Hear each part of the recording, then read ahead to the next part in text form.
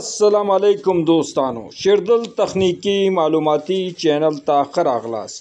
अल्लाह ताला दे वकी د صحت او عافیت جامه پتن زمونږ د نن ورځې ټاپک او موضوع دا د وی اف ډي انورټر د او ال 1 فالټ پر رابطه باندې دا چې د وی اف ډي انورټر د موټر د سٹارټېدو په صورت کې د وی اف ډي انورټر په سکرین باندې او ال 1 فالټ ولې راځي. نو دوستانو زه غواړم په دې رابطه ستاسو سره مختصر لنډ او مهم معلومات شریک کوم. نو دوستانو دا ویډیو مسکیپ کوئ تر اخره پورې وګورئ ترڅو د دې مهمو معلوماتو څخه ځانونه برخمن کړئ. نو دوستانو راځو ټاپک او موضوع ته. دوستانو په وی اف ډي انورټر باندې عموما او ال 1 فالټ د اوورلوډ شارټ سرکټ او ارت لیکیج سرکټ په صورت کې دوستانو په وی اف ډي انورټر باندې د او ال 1 فالټ مشکل د حل فصل لپاره اول تاسو باید د موټر وایرنګ چیک کړئ. د وایرنګ د چیک کولو څخه وروسته بیا دوستانو د موټر وینډینګ چیک کړئ. د موټر د وینډینګ چیک کولو څخه وروسته بیا د موټر ارت لیکیج چیک او ټیسټ کړئ. کچرته دا ټول سیستم د دې صحیح نو بیا د دې نه وروسته دوستانو د وی اف ډي انورټر د کیلوواټ پارامټر سیټ کړئ. نو راځو دوستانو د وی اف ډي انورټر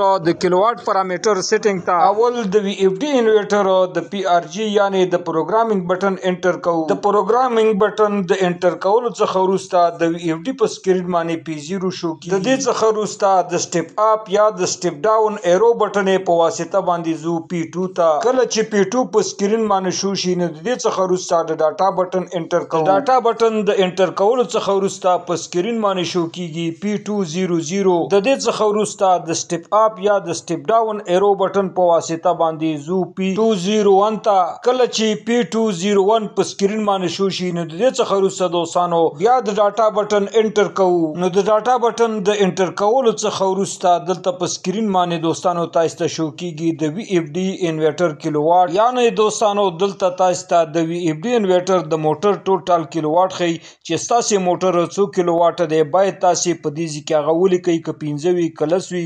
نو دوستانو داغه مطابق تاسو دلته په وی اف ډي انورټر کې کیلوواټ ولیکي او داغه نه وروسته دوستانو بیا د ډاټا بٹن انټر کړئ. د ډاټا بٹن انټر کولو څخه وروسته خپل وی اف ډي انورټر ریسټارټ کړئ او د ریسټارټ څخه وروسته دوستانو دوباره تاسو خپل وی اف ډي انورټر په سٹارټ کړئ. ان شاء الله دا په نورمال ډول باندې چلیږي او په دې باندې به دوستانو دوباره بیا د او ال 1 فالټ نه راځي. نو دوستانو دا وا زمونږ د نن ورځې ټاپک او موضوع. دوستانو که غواړئ بر تخنیک څخه ځانونه برخمن کړئ او خپل هر قسم برقي وسایل په خپل کورونو کې ترمیم او جوړ کړئ.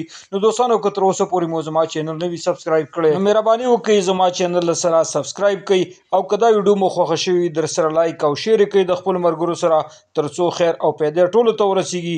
دوستانو ستاسو د توجه او لیدو څخه یو نړۍ مننه. السلام علیکم.